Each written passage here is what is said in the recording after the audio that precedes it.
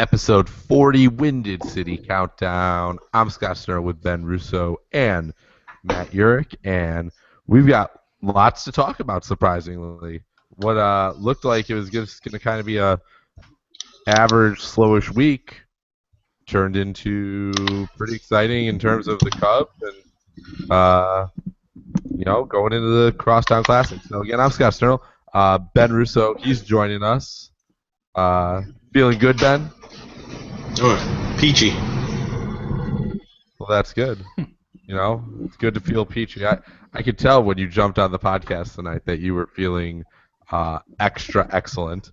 And Matt, I know you're doing wonderful after your adventurous weekend. Mm-hmm. Yeah, something like that. Adventurous is the right way to put it. Shout out to all those girls that cry over stuff, right? Oh, Jesus. Yeah. Thanks, Scott. We can talk about. Who am I kidding? They ain't listening. What if she was, though? Yeah, I doubt it. But who knows? I know after everything you described from this weekend, I would have put 20% chance she's listening. That's probably a good estimation. But hey, how about we move on to the world of sports? Okay, we won't talk about Matt's terrible love life.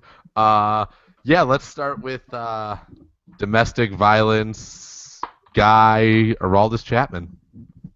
The Cubs have him. We did this last summer. We did this dance last summer, guys, with Patrick Kane and reconciling. Like, wait, did he really rape that girl? And there was a lot of no. He couldn't have, because why would he have to rape that girl? And we did that. We did that dance all summer. And Ben, you had a pretty solid boycott, I guess, of watching Hawks games early in the season. You didn't really tune into like January.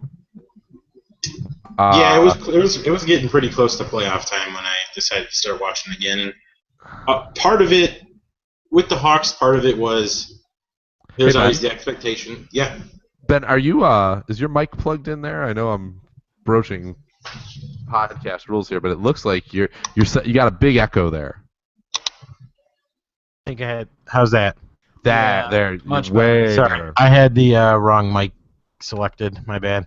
Oh, you sound so much better. All right, go ahead.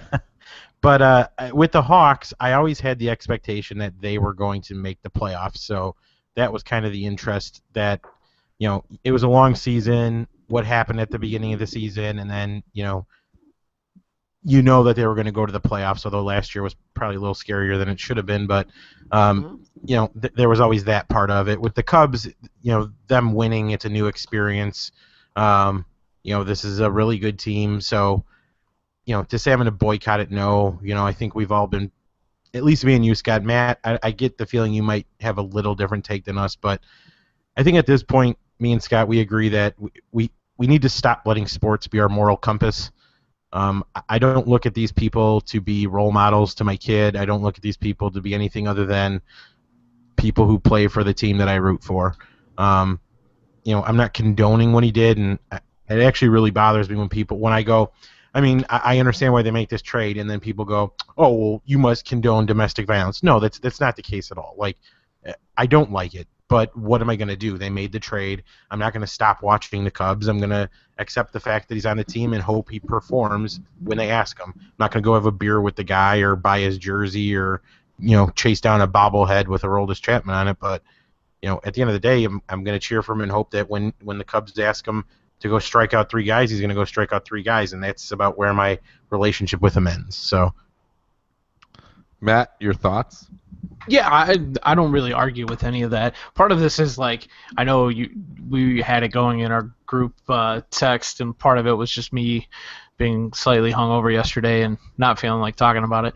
But yeah, I feel like there's such a fine line there, and then we've seen so many people that with the Patrick Kane, circumstances and all that were very, I've seen it on Twitter. I saw people that were so against everything about Patrick Kane last summer, which is fine if that's what you wanted to think. I was in that boat. I felt very gross, like thinking about him and like wanting to root for him, sort of thing.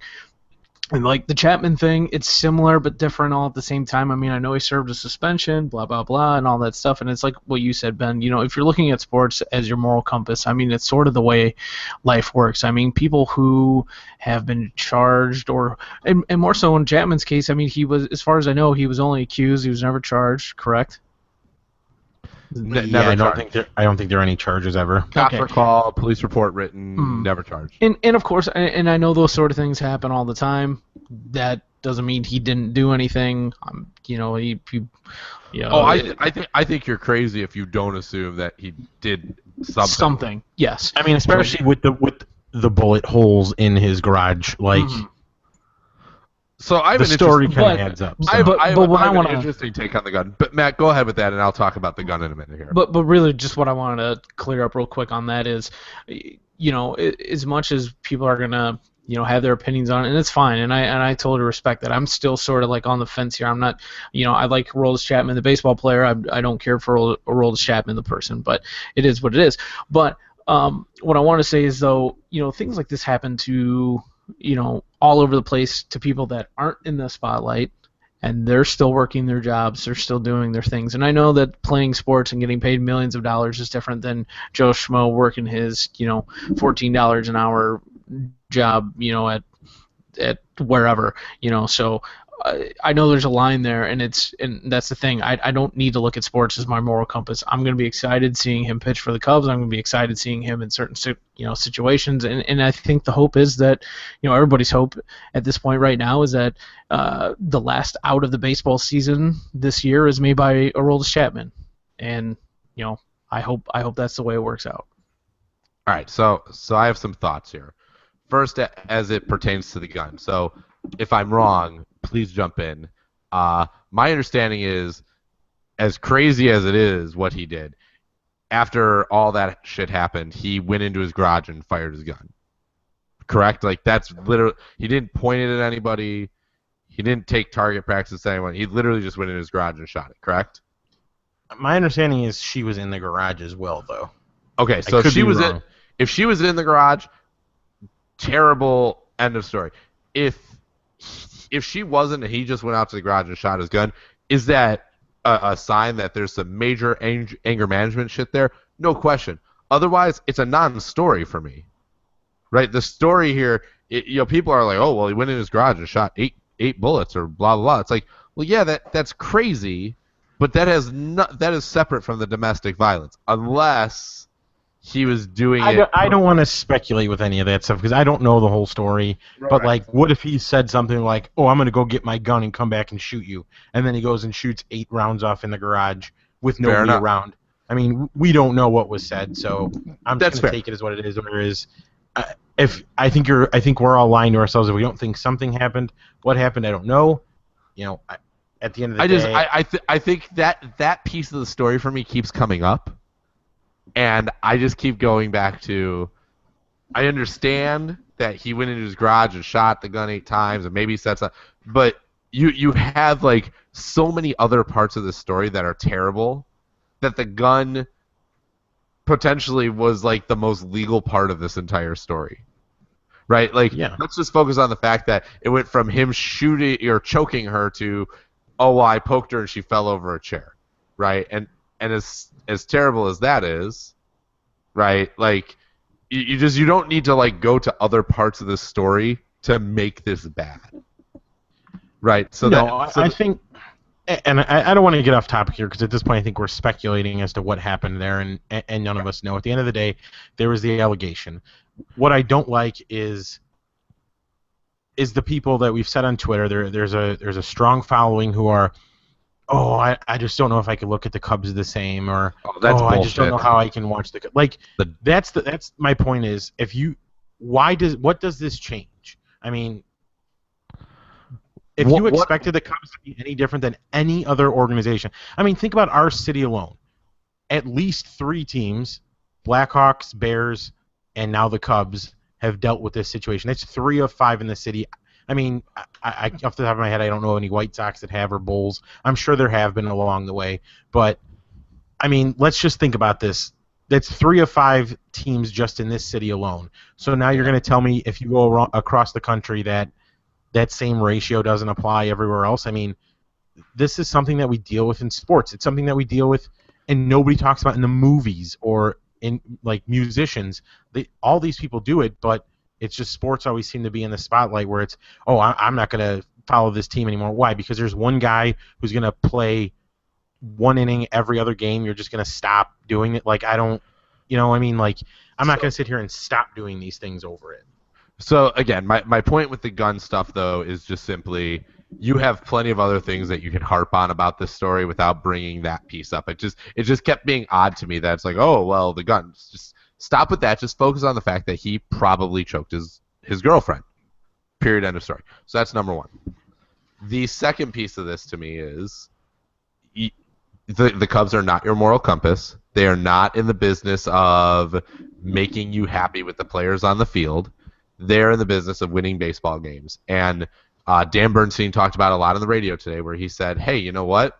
The Cubs have now put themselves in a position where they can't just build an organization of good guys. They have to sometimes take that step to not have a good guy on their team because it puts them closer to a championship.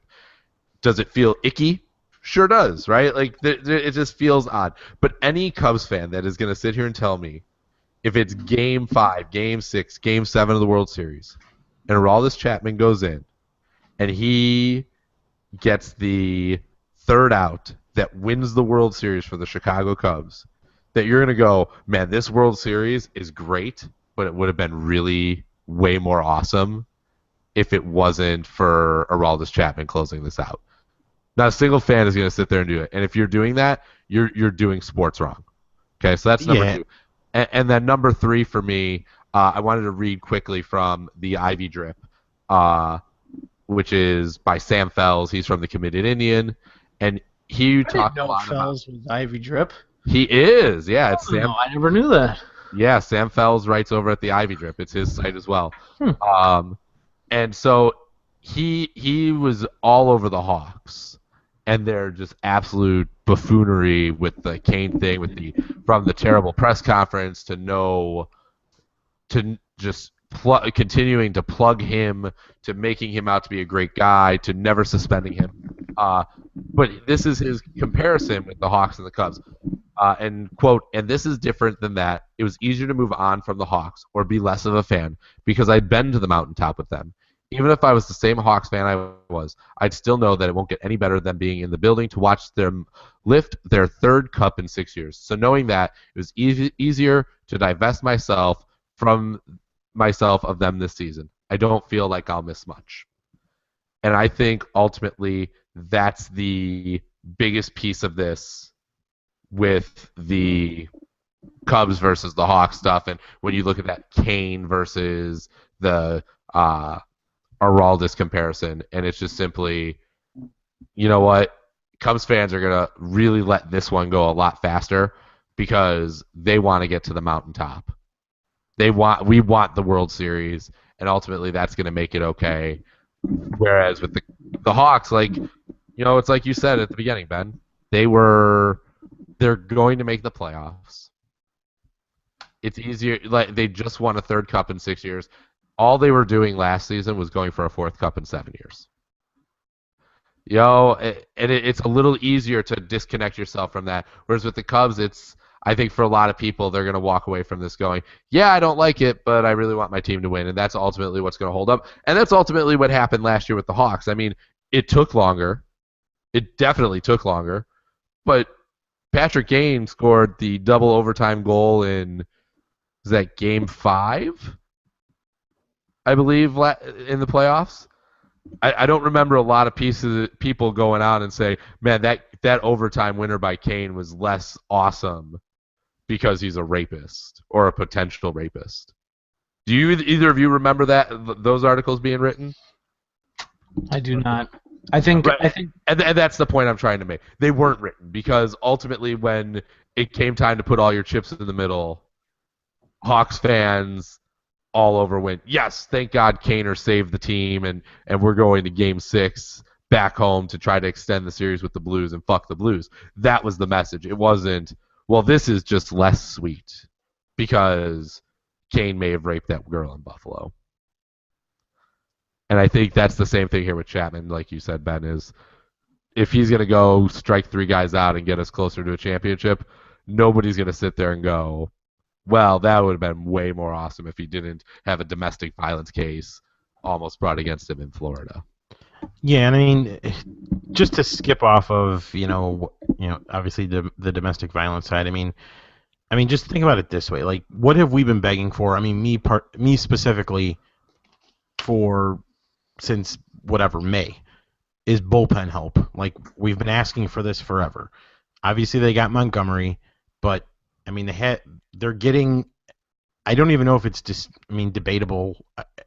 At least a top 2-3 reliever in baseball at this point. I mean, I think we can all agree that that's where Chapman is. I mean, they had a chance to get this guy to fill a giant hole. I mean, one that I think we all agree is probably the biggest hole on the entire team. It's an interesting way to put that, though, because is it a hole? Yes. Is it a giant hole? Yes. But it's so interesting because of all the spots in the bullpen that felt probably the most okay. Was your closer? It was your closer, and so what you do, you would but you have to look. You have to look bigger picture. I know. I don't disagree. Better. I understand. I understand that all the way, Ben. Right? You have to look bigger picture because it shifts everything. It may your weakest arm goes out, and all that. I mean, you don't need to worry about that 7th inning. You're not praying for your starting pitchers to go 7 innings anymore. I mean, you're okay with them going 6. If they go longer, great. I mean, that's what you have to look at. There's legitimately now 4 to 5 guys I would say for the most part you can count on in this bullpen.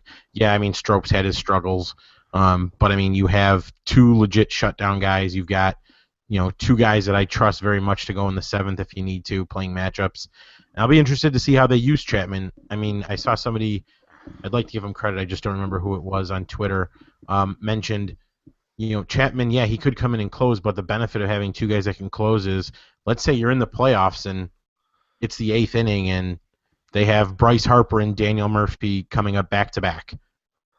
Mm-hmm. I mean, you can use Chapman there in the 8th inning, you can still have Rondon, and you still have Rondon to come in and close the game. I mean, that's the benefit of having 2 shutdown guys like that. So, or another way is you could say, listen, Chapman, we need you to go get 4, 5, 6 outs, and then the next night, and then you still have a closer the next night if you need him. Mm-hmm.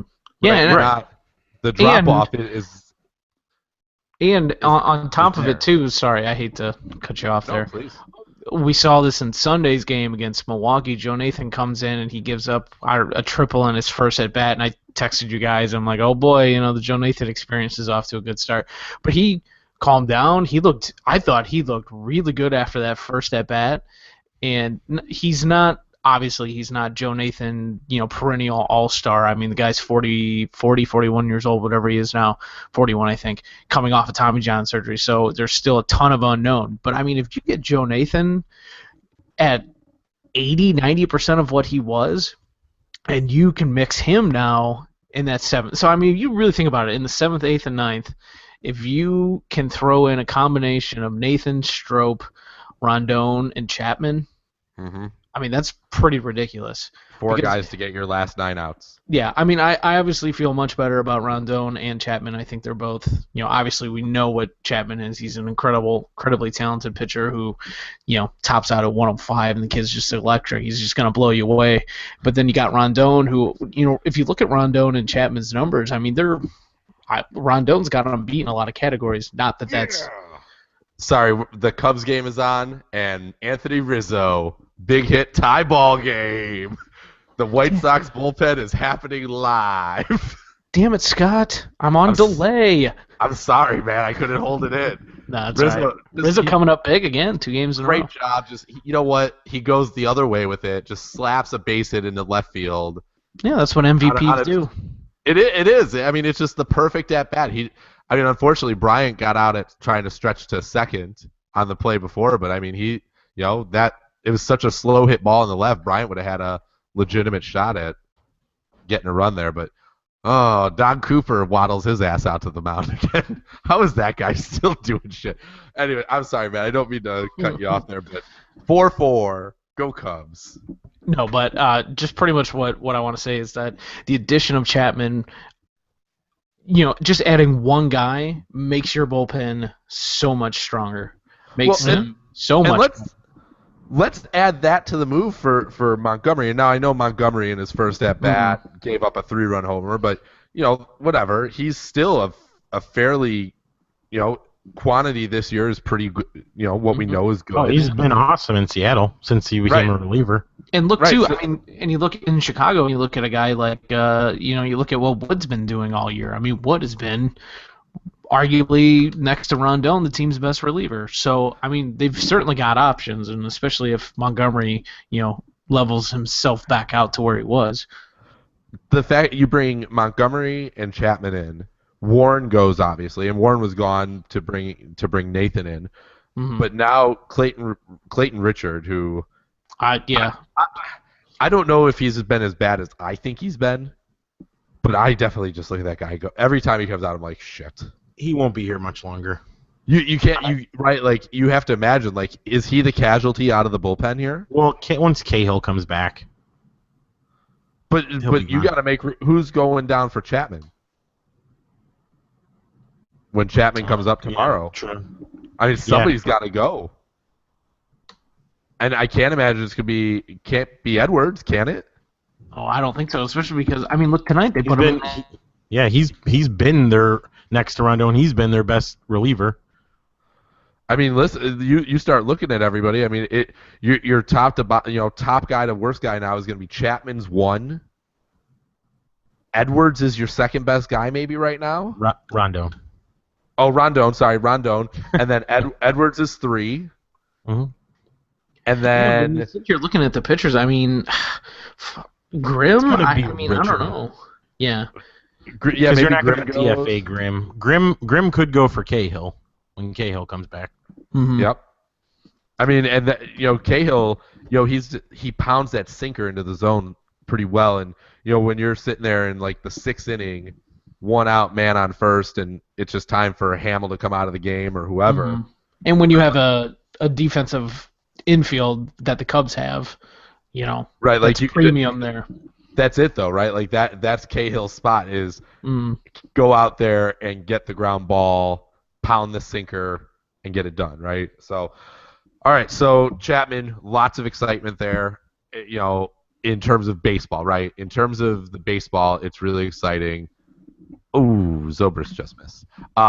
It is, but there's 2 other things we need to look at here. One is the long-term damage, right? They did trade the top prospect in the organization for a potential 2-month rental, which, like every trade that's ever made by any team is, it doesn't matter if you win the World Series, if you win the Stanley Cup, if you win whatever, trade everything, trade it all, if it's going to win you a championship, because it's so special to win one. So that's first and foremost. But there is, Ben, you pounded it all day today. I keep saying pounded, but I can't help it. you have though. You've been pounding it all day today, Ben. You need a shirt that just says "pound" in it.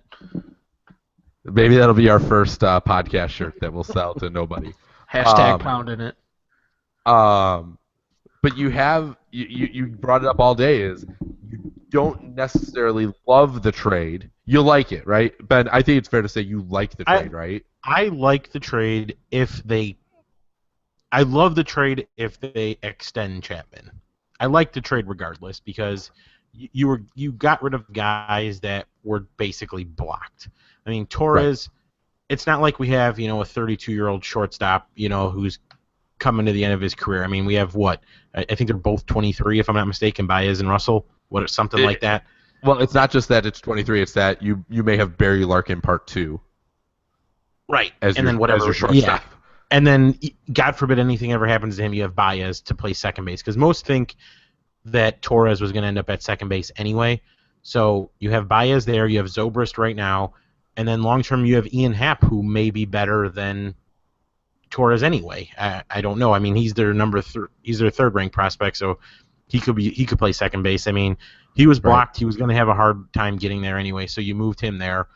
McKinney, when I first heard the name, just because these are the names that you heard for the last couple of years, I was a little shocked that he went, but then you looked at his numbers. He has not been very good at Double-A. He was really good in Single-A, moved up to Double-A. He struggled. He's a corner outfielder / DH / possible first baseman who doesn't have any power. I don't know what value he's really going to bring you. I didn't really want to lose. I read he's a one-tool player. He's a hitter. Yeah. A hit for contact. And then Warren's the guy I didn't really want to lose because I thought long term he could be a starter for the team. I'm not saying he was going to sit here and be a number 1 or a number 2, but I thought he was a good mid to end of rotation kind of guy. That was the guy that I really didn't want to see them lose, but it was a lot to give up, but you're getting the best reliever in baseball for it. I mean, it is what it is. If you end up signing him, the trade just looks that much better. Yeah. Well, that's kind of where I was at with it. Yeah, and the big thing here is really when you're looking at 27 outs, right? As an organization, despite the struggles Arrieta's had, despite Lester, who has been really, really good all year, but has had a couple outings in the past 2 months where it's just been, whoa, that was not good. You look at that and you go, okay, we trust that in a 7-game series, Lester and Arrieta can get 18 of the outs twice each. So you start to go, all right, who's going to get the other outs that we need to win a championship? And you literally tonight have found a guy that could potentially get you 15, well, not 15, I guess, because if Lester and Arrieta do their job and they win their games, you only need 12 more outs, right? So that guy can come in and get you 12 more outs, right? So now you're even closer to, when you're looking at the math of 27 outs, it's pretty solid now. I didn't follow anything you just said there. No, what I mean is, it seems like a lot of rambling. I sort of know what you're saying, but it was like 27 outs. Then if somebody gets like 15, no, it's 27 outs, right? And as an organization, you would say that Arrieta, that you're going to get 18 outs guaranteed from him. You're going to get 18 outs in a game from Lester, and now you've brought in Chapman, who for sure is going to get you 3 of those outs, right? So Chapman comes in and really. But Chapman can't pitch every day. In October he could.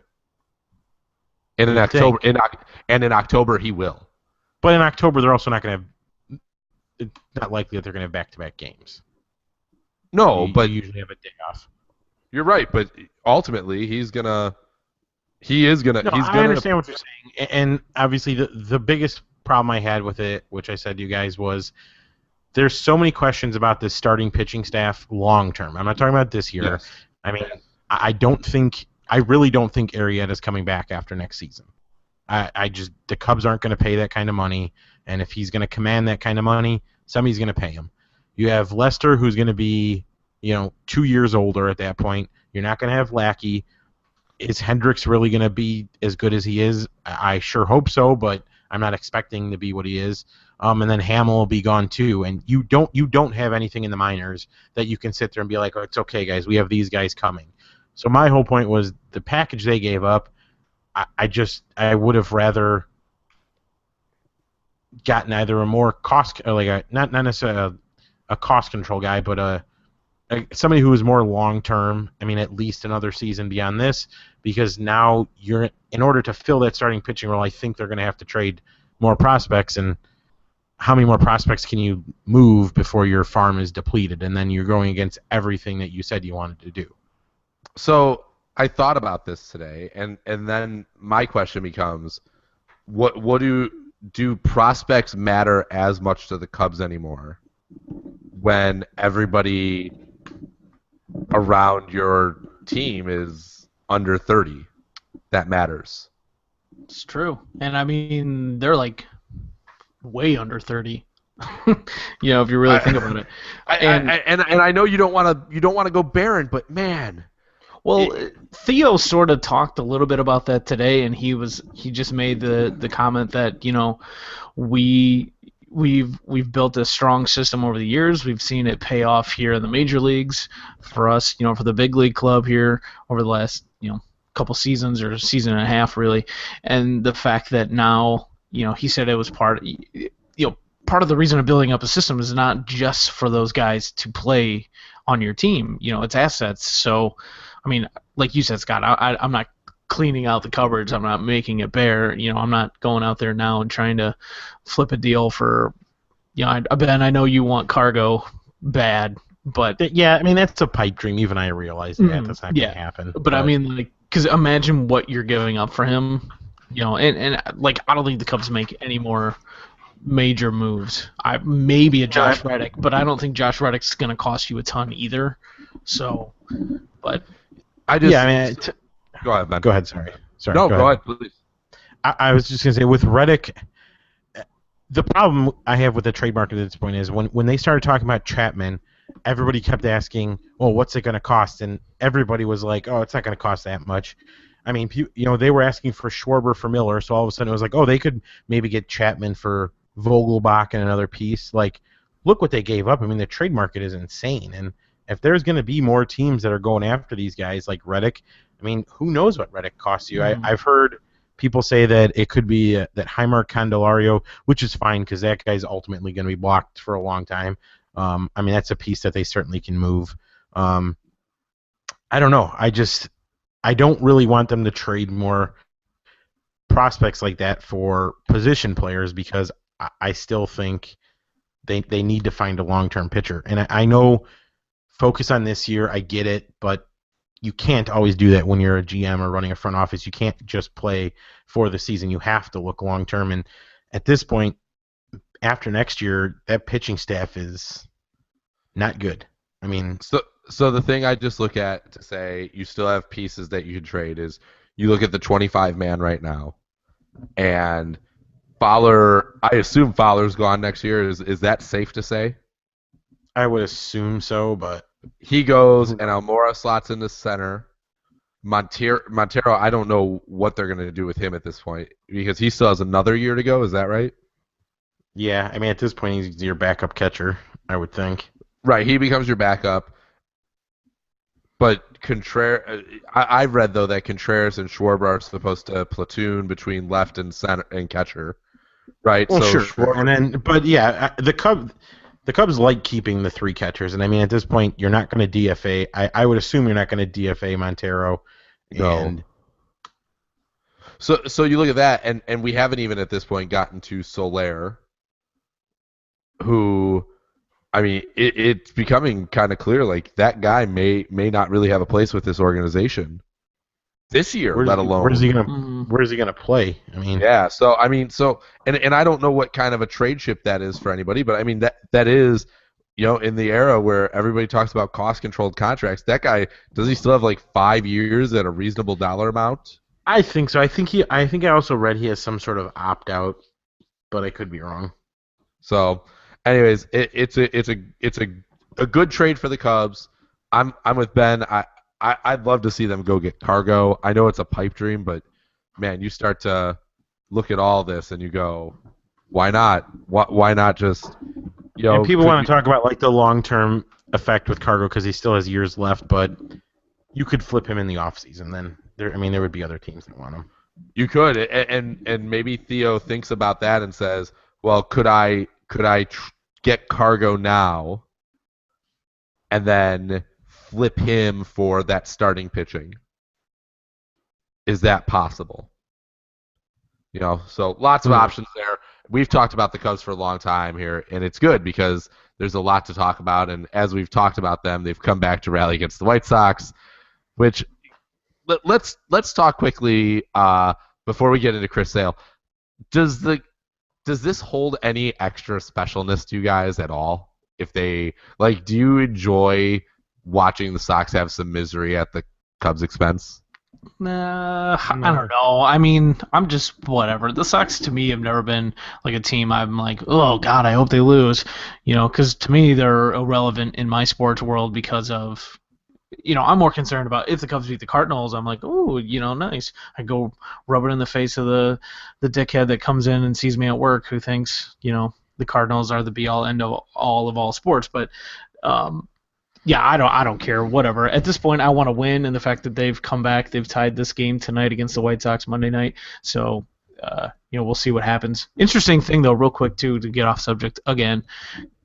Tie ball game. Anthony Rizzo gets on base. They pull him for Matt Caesar. So now you have arguably your best hitter out of the game. Weird move to me, but It's Joe for you. yeah, I guess he's done weirder shit. Yeah. Like putting He's done pitchers that, in he's left done field. that before. He's done that before, and Caesar ended up scoring on the next play. So, whatever. Ben, does this hold anything for you at all? No, the only thing, like, I don't care who the Cubs beat. Ultimately, I don't care who they lose to as long as it's not the Cardinals. The only thing that bothers me is because the Sox are struggling, if they beat the Cubs, there's going to be this. And the Cubs, to be fair, the Cubs will say it too. If the Sox were good and the Cubs were bad, it's you're not that good, we beat you, we're still better. But, like, come on, it's a 4-game series. Like, who cares? Mhm. It really means nothing in the long run.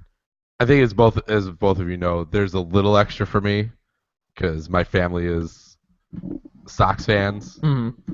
So I stand alone as the black sheep of my family with baseball. Yeah, not So- just baseball, buddy. It's not just baseball, but for my dad that's listening, he knows his socialist son is very much different than his Republican point of view. So we could go politics, we could go sports, we could go the gamut. So it's nice, because I know if the Sox pull this out tonight, I know I'm going to wake up to a text or a voicemail from my uncle that is like, oh, yeah, the Sox, they took care of the Cubs last night. Right, know and that's that's coming. it's like, listen, you guys have bigger fish to fry right now than worrying about that you beat the goddamn Cubs. Like, Hey, Ben, is that a segue? yeah, I think that's a segue. What are those bigger damn fish that they got to fry? Because I'll tell you what, I'm in tatters over what happened this Ooh, weekend. I'm a little cut up about it. Ben, what about you? it's so stupid. This whole thing is just so stupid. Mm. Like, wear the fucking jersey. I don't understand. Like, this is literally like fighting with my 2.5-year-old. This is exactly what it is. Hey, Amelia, I'm gonna put this shirt on you. No, I don't want to wear Anna. I want to wear Elsa. Okay, here, just wear the goddamn shirt. This is what we brought with. No, I don't want to. Like, if Amelia knew how to use scissors, she would cut up every shirt I try to put on her. Like, it blows my mind that this escalated to that. With this said, the Sox need to do something. They need to decide if Kenny Williams is your guy or if you're keeping Chris Sale, because those two guys can't stay together. There's no way. They need to clear that front office out. Even if Rick Hahn stays, I don't care, but Kenny Williams needs to go. Robin Ventura needs to go. Rally around Chris Sale. I don't care. Trade him, get people, whatever it is. Just figure it out, because this soap opera that they have going on is so goddamn annoying. I mean, what are the two biggest stories for the White Sox this year? That they didn't let a 12-year-old hang out in their clubhouse, and that their star pitcher cut up a baseball jersey. I think my favorite part of what happened on Saturday with that was the number of beat reporters that tweeted out after like it started to come out like by other guys that were like, I knew this an hour ago, but it was just so ridiculous It didn't even seem that it plausible. couldn't be true. This could not be why Chris Sale was sent home by the team. Well, Oh. did you see so he spoke with Scott Merkin from MLB.com today? I saw the article get posted. I haven't read it though. And in the end, he's essentially I've just sort of skimmed it, so I may not be picking up what I think I'm picking up here, but it sounds it has something to do with he was upset about the jersey. He said he didn't want to wear it. He said something to Robin, and Robin said keep it. And then now he's mad that his manager's not standing up for him. That's not his decision. That's not Robin Ventura. Ventura doesn't go in there and say, "Hey, today we're wearing these jerseys." No, it's somebody in their marketing. Like, this was department on the schedule months ago. all year. Yeah, months ago said we're gonna wear these throwback jerseys on Saturday, July 23rd, and that's it. And then he fucking loses his shit over wearing a jersey. Like, it's ridiculous. That is the most childish. I don't get it. He's a 27-year-old baby, and if this is his way of trying to get out of Chicago, if this is his way of trying to get Robin fired, if this is his way of trying to get Kenny fired, I don't know what's going on. Like, this whole thing like makes me mad, as you can see, as I'm getting upset. I'm as upset as somebody standing in front of me at a Bears game right now. But it's ridiculous. I mean, he's a child, and it's terrible that. And the Sox just let this shit happen with him. Oh, you suspend him 5 days, big whoop. He's not missing a start. I mean, he missed his start on Saturday, and that hurt the Sox more than anything else. Their bullpen's gassed right now, and they probably should have won this game had they not, if their bullpen hadn't been shit. So, I mean, Yeah, go let's be clear here. I would take Chris Sale over Robin Ventura or Kenny Williams or anybody in that front office. oh, for sure. Like if there's a feud, I'm taking Chris Sale. Mm-hmm. Yeah, he's a top 2-3 pitcher. But this is literally, like you said, he's a child. He's acting like a child. Like this is a spoiled brat, like little kid, like throwing a temper tantrum in Toys R Us. Just unbelievable. Cubs lost. Cubs just lost. Yeah. Base Montgomery, hit. he's back. Montgomery, yeah. Yeah, he's not doing too well in his This start. is why they went to go get Chapman. So there you go. My goodness, it's just not good. Yeah, I'm actually. Ugh. Well, it's just a game. You're worse than me. yeah, I mean they're celebrating. They're celebrating it big time here. So good for them. That's because they have nothing else to celebrate. So don't worry about it. No. Nope. They don't. Yeah. I don't understand, and this all just stems back to the whole like Reinsdorf ownership. Like they don't understand. Like they can't be this blind. The fact that they don't understand, like they're playing with an underachieving team that drastically needs a change, and they just refuse to do it. I mean, I understand if they don't want to move Sale or Quintana right now. Like I get it. Long term, I think they have to. I mean, how else are you going to rebuild this team? I don't know. The problem is, if you don't trade Sale and Quintana, you're either hoping that you could just get some hitters, and I don't know where you're going to get them, right? And the way then, they'd get him would be to overpay in free agency, which I don't know if any of you guys have looked at the free agents this offseason. It's terrible. So like they keep saying they have this 3-year plan. Like what are you going to add in the offseason? I mean, are you going to overpay for Jose Bautista or Edwin Encarnacion? Like where else are you getting offense from? it's bad. It's really, really not good what's out there, and I don't know what they're gonna do, and they're not trading for anything. They're not signing anybody because there's nobody to sign. So it just, unfortunately, I feel like Chris Sale is gonna go down in White Sox history and Major League history as one of the best players to maybe never pitch in the postseason.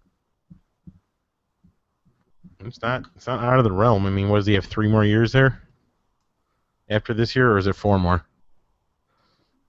3 I or think 4. it's 4. I think he's through the 2020 season.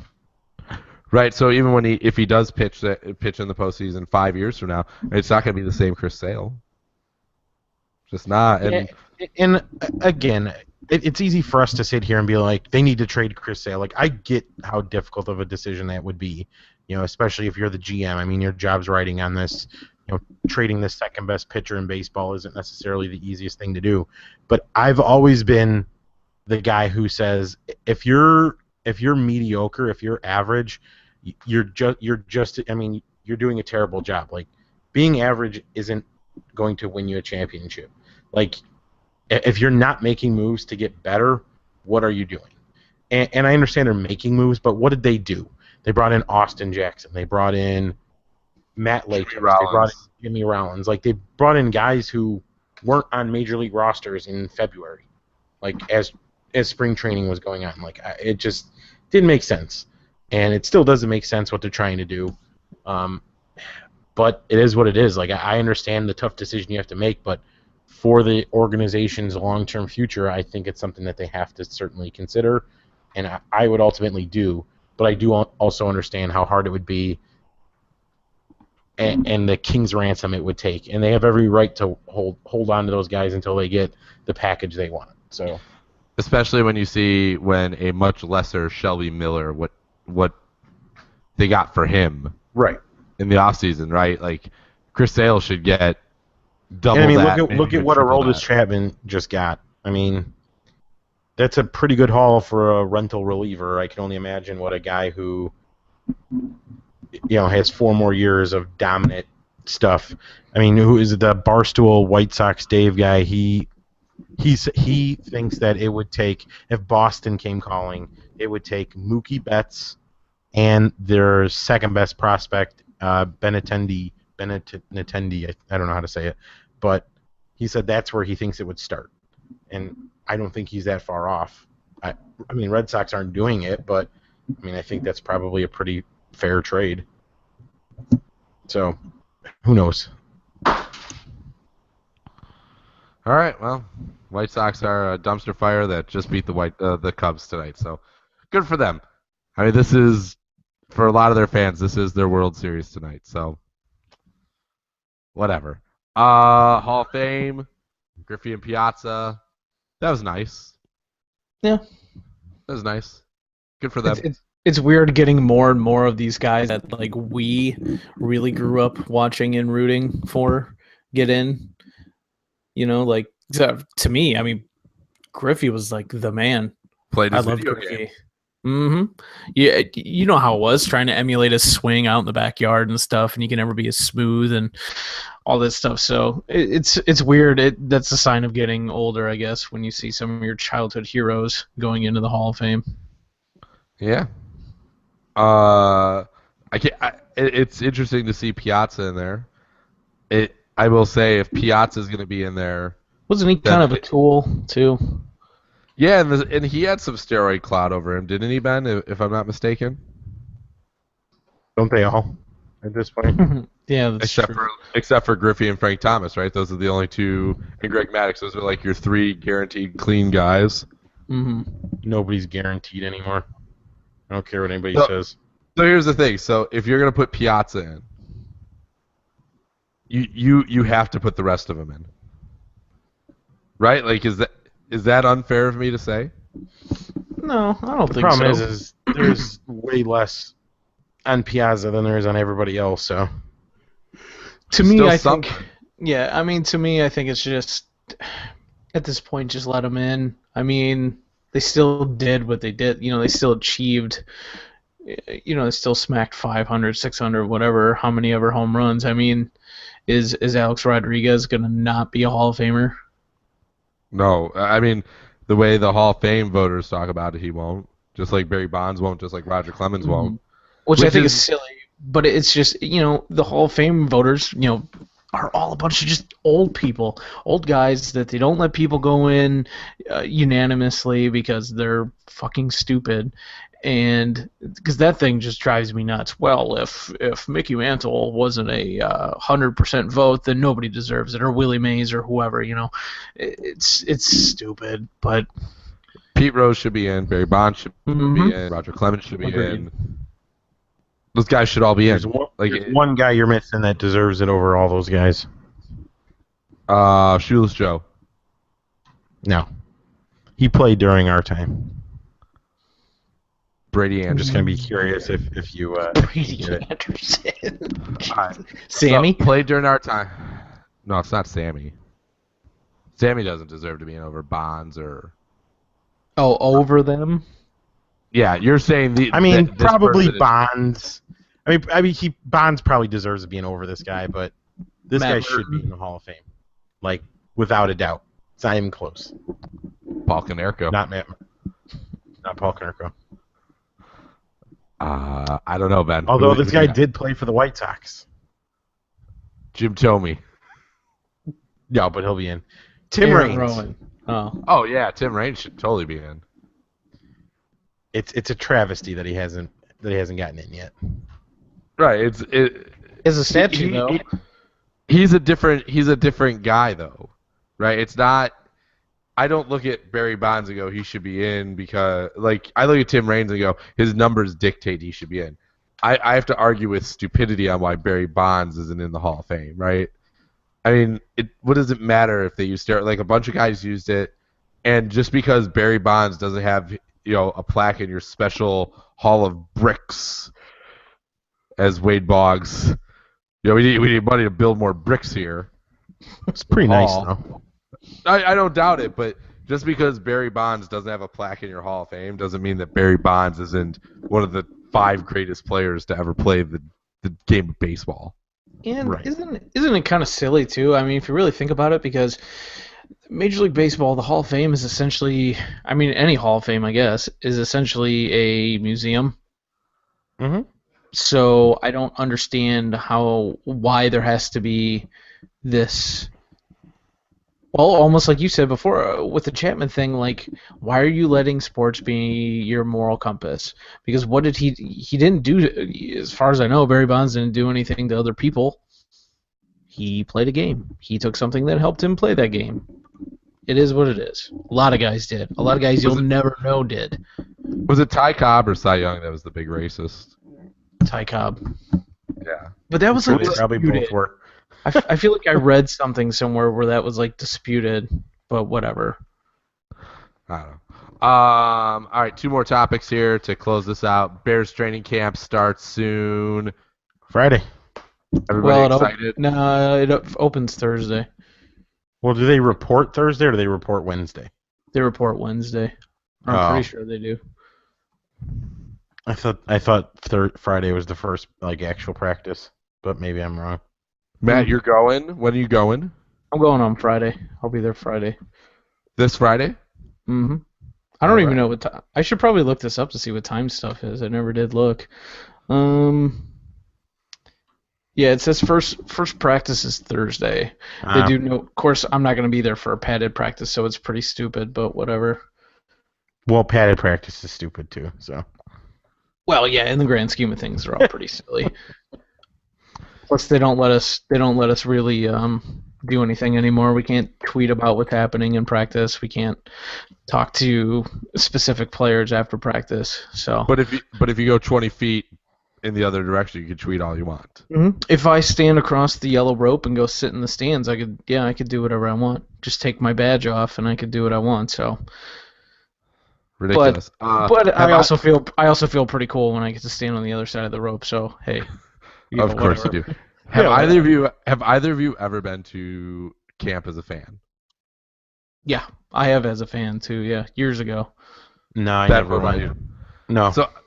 So I've gone twice, and the first time I went, I was like, all right, I guess this is all right. And then I went a second time, and I was like, yeah, I'm good. And I went with my uncle both times, and the second time we went, we were like, it's cool because like it means football's coming. But we're like, this is really just not important to anything at all.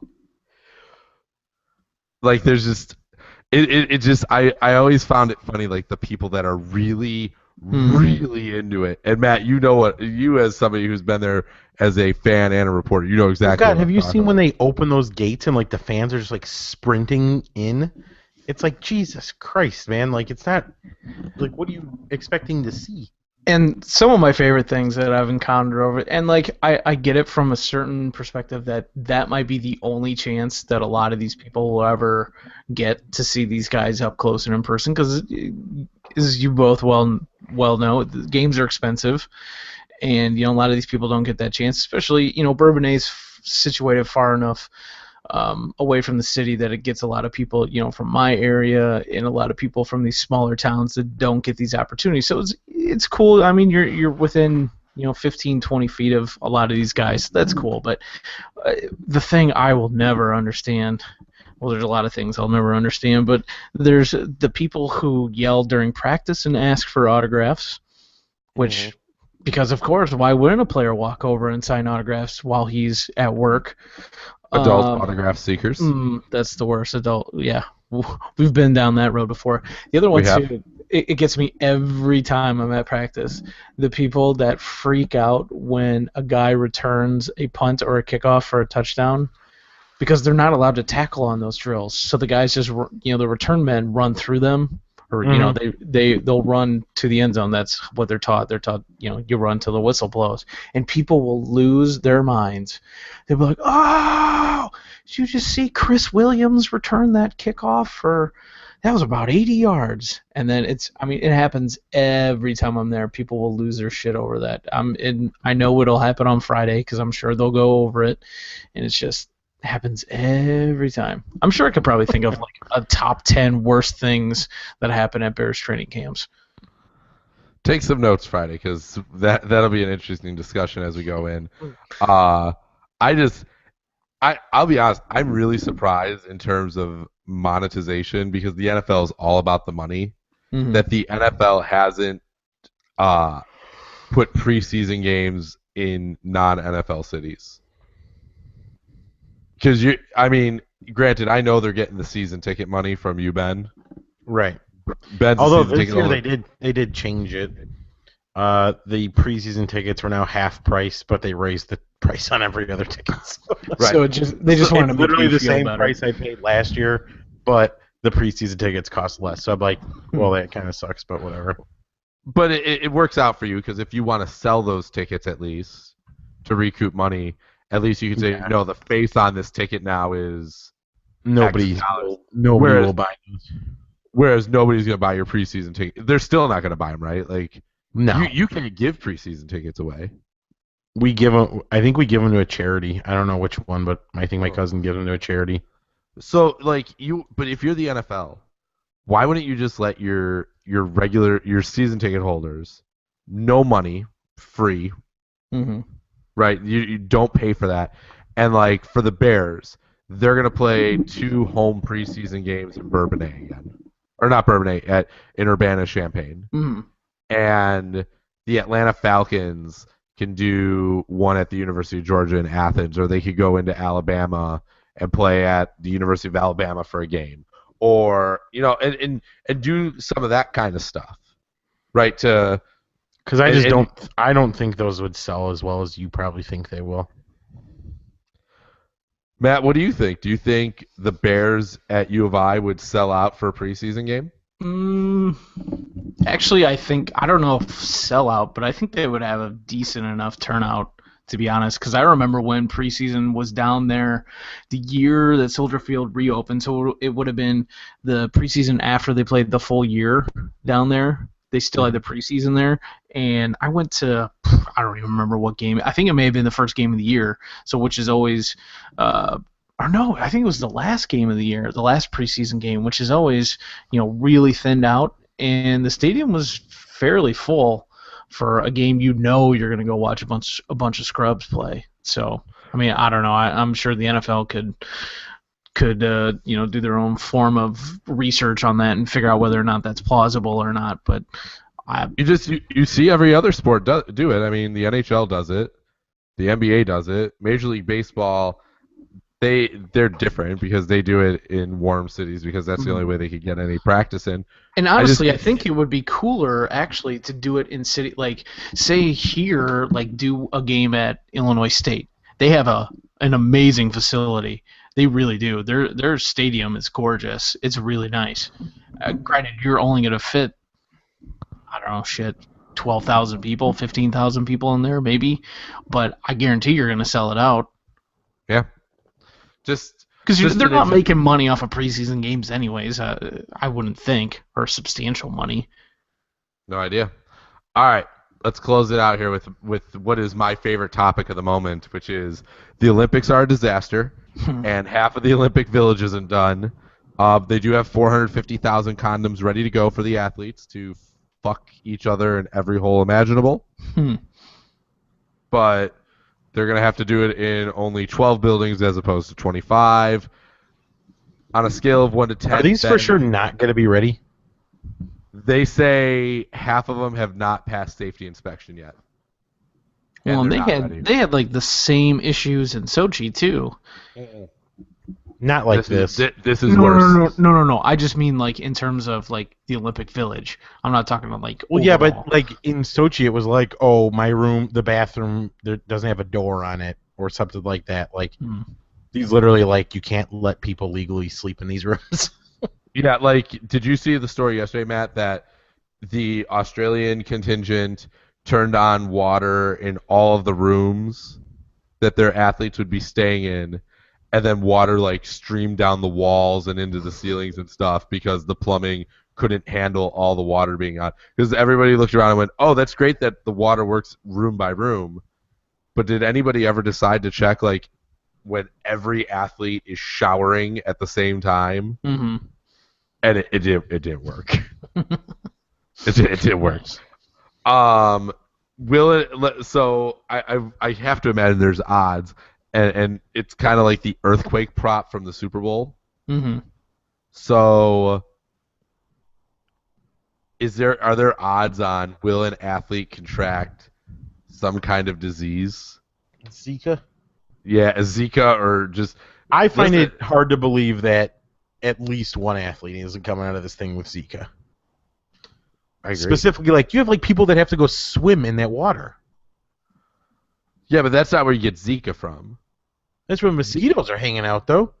Yeah, but the disease you're gonna get from like the water, you're gonna get what is it? The one where you drink the poop water. Malaria? No, it's not malaria. Diarrhea? No, like. Cha-cha-cha. Like cholera or something? It Not might cholera. That wouldn't be. I think that's not a thing anymore. What disease do you get from drinking poo water? Google it. I'm sure that'll come up with great Barfing. stuff. You get barfing from drinking poo water. Don't put it in your eye. You'll get pink eye. Yeah, Scott, are you really Googling this? E. coli, I guess. You get E. coli. Are you sure it's not malaria? Because malaria is basically diarrhea, isn't it? Yeah, it might be malaria. I think you're right. Well, anyways. I've watched my fair shares of those survival shows.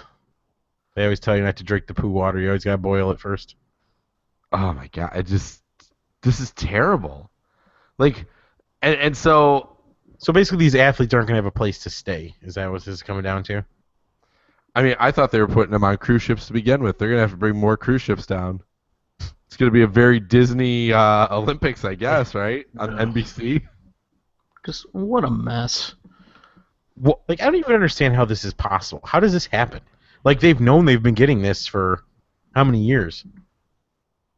It's corrupt, man. I mean, it's corrupt.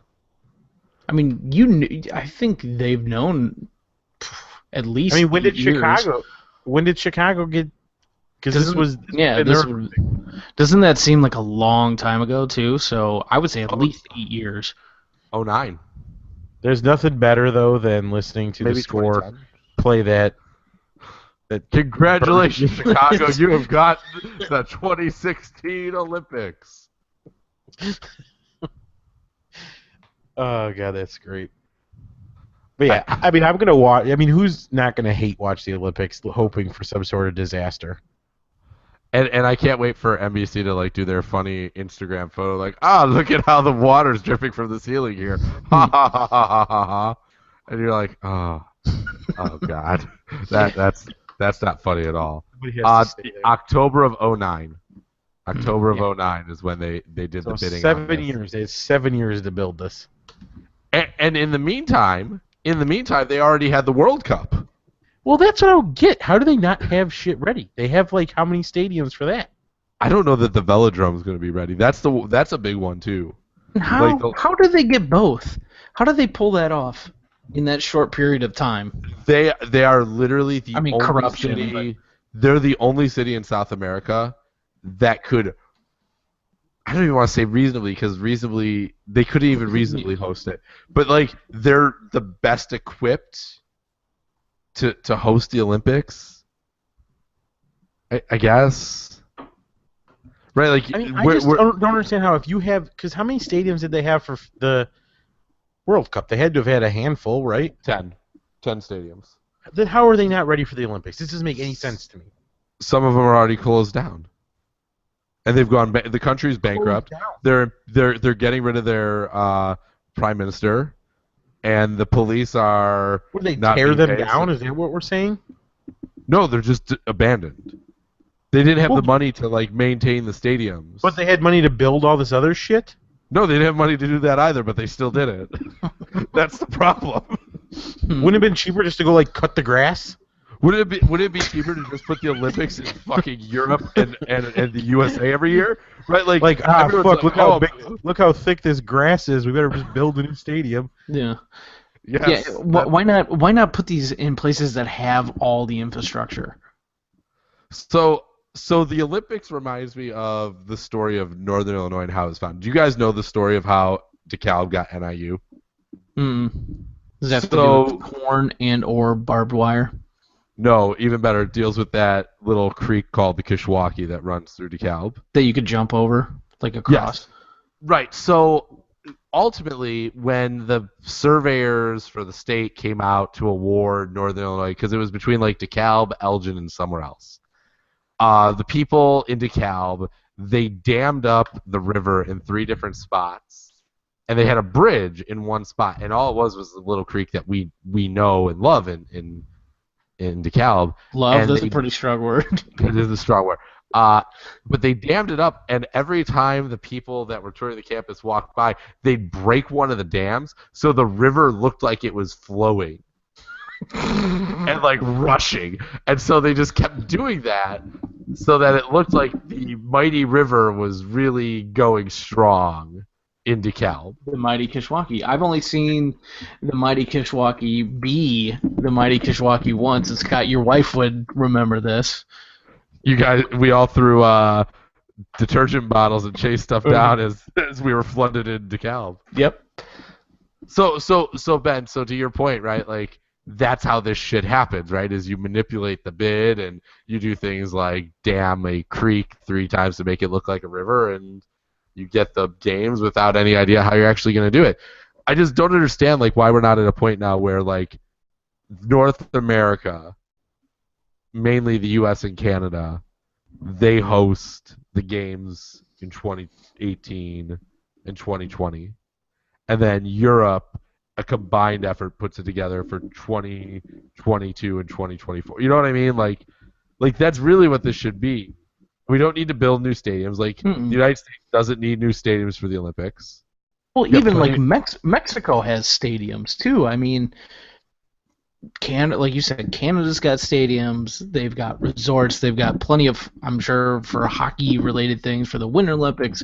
Ton of that shit there. It seems so silly, but it's all about money in the end, and bribes and stuff under the table and corruption and everything else. Are you more excited for these Olympics or the human rights violation World Cup in 2022 in Qatar? That Qatar thing is just going to be unreal. That's not going to actually happen, is it? I don't know anymore. Pulling it? It feels like it's just kind of off the radar right now because FIFA's so corrupt. I think it happens. I mean, not to mention half the teams are going to die from playing that heat anyway. So. Well, no, they're going to play in November and ruin everybody's seasons. Like all the seasons are like going pretty strong in November, and they're just going to be like, no, the season stops right now. So, which one of the like 9 seasons that each team plays in? Well, it's not even that. It's not even Champions League or Europa League or anything like that. It's literally just like the individual country seasons are all happening. The only country that doesn't have their season happening in November is the MLS, I think. So that tells you everything you need to know. That's right. Any player in the MLS is going to be really psyched out for the World Cup. Well, I guess the U.S. is going to be well represented. Maybe we'll win the Qatari World Cup. Oh my God! I didn't even know Qatar had a soccer team. Like they're in it. They're like the host. Yeah. They're the host nation. They have to be. All of it bad. Meh. What you gonna do, right? I'm gonna watch the Olympics either way. So. Yeah, and I'll watch a lot of the great moments, and I'll just be waiting for the bad news throughout, and it'll be fun. All right, We've been going for over an hour because that's what we do. But closing thoughts, Matt. Let's start with you. Closing thought is this Aroldis Chapman thing's going to be pretty interesting / fun to watch once we get him in some high pressure situations. So looking forward to that. Could have used him tonight. Mm-hmm. Could have had him come in and get those 3 outs in a 4-4 game. Ben. Cubs need to figure it out quickly. Are you worried, Ben? Where are you worried they're not going to make the playoffs at all? No. I mean, because Little the bit? wild card. No, because the wild card is still going to be there. I don't like the way our pitching's been, and everybody keeps saying "Oh, they'll figure it out." Well, they haven't. So, how many more months do we wait before we start going? Oh man, maybe we got to figure something out with our pitchers. Well, they do have the best. They have the best record in the National League, but they're closer to the wild card teams are closer to catching them than the St. Louis Cardinals. Well, the St. Louis Cardinals have to be a wild card team. No? No, they're behind the Dodgers, Mets, and Marlins.